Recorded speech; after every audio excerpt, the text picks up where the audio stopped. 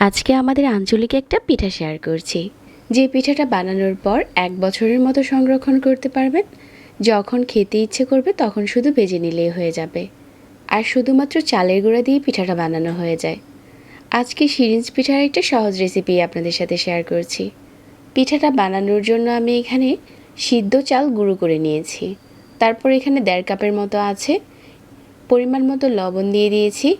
আর লবণটা হচ্ছে চালের গুঁড়ার সাথে ভালো করে মিশিয়ে নিচ্ছি। তারপর একদম ফুটনো গরম পানি দিয়ে একটা গোলা মাখিয়ে নিচ্ছি।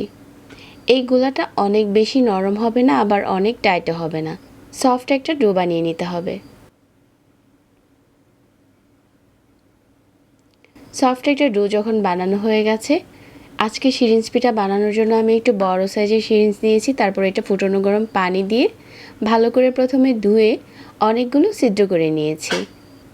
তারপর যে সফট ডোটা আমি আগে থেকে মাখিয়ে রেখেছিলাম, ওইটা হচ্ছে আমি এখন সিরিঞ্জের ভিতরে ভরে নিচ্ছি। তারপর একটু চেপে বানিয়ে নিচ্ছি। সিরিজটা যেহেতু একদমই নতুন, এজন্য প্রথমে পিঠাগুলো বানাতে কিছুটা কষ্ট হলেও কয়েকটা বানানোর পরেই দেখা যাবে যে অনেক দ্রুতই পড়ে যাচ্ছে। তো এভাবে করে কলা পাতার উপরে দিয়ে বানিয়ে নিচ্ছি। তবে অনেকের হাতের কাছেই পাতা থাকে না, তারা চাইলে ফয়েল পেপারেও বানিয়ে নিতে পারেন। এভাবে করে ঘুরিয়ে ঘুরিয়ে দিয়ে দিচ্ছি।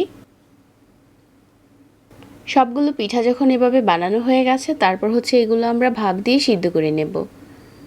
একটা পাত্রে পর্যাপ্ত পরিমাণের পানি ফুটিয়ে নিয়েছি, আর পানিটার উপর একটা স্ট্রেনার বসিয়ে দিয়েছি। একটা পিঠা দেওয়ার পর ঢাকনা দিয়ে ঢেকে দিচ্ছি, আর অপেক্ষা করছি 20 সেকেন্ডের মতো। 20 সেকেন্ডে একটা পিঠা ভাপ দেওয়া হয়ে যায়। আর এইভাবে আজকে সবগুলো পিঠা ভাপ দিয়ে নিচ্ছি।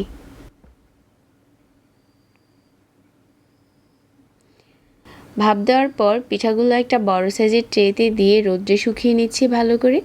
2 থেকে 3 দিনের মতো রোদ্রে দিলে এই পিঠাগুলো 1 বছরের মতো ভালো থাকে।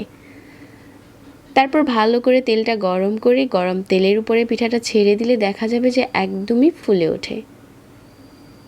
এই পিঠাটা আমাদের অঞ্চলে অনেক বেশি বানানো হয়। সহজ রেসিপিতে আমাদের একটা আঞ্চলিক পিঠা আজকে আপনাদের সাথে শেয়ার করেছি। এরকম আরও সহজ রেসিপি পেতে চাইলে চ্যানেল সাবস্ক্রাইব করবেন আর আমাদের পেজ ফলো করবেন। এতক্ষণ ধরে যারা আজকের রেসিপি দেখেছেন, সবাইকে ধন্যবাদ জানিয়ে আজকে এখানেই বিদায় নিচ্ছি। আল্লাহ হাফেজ।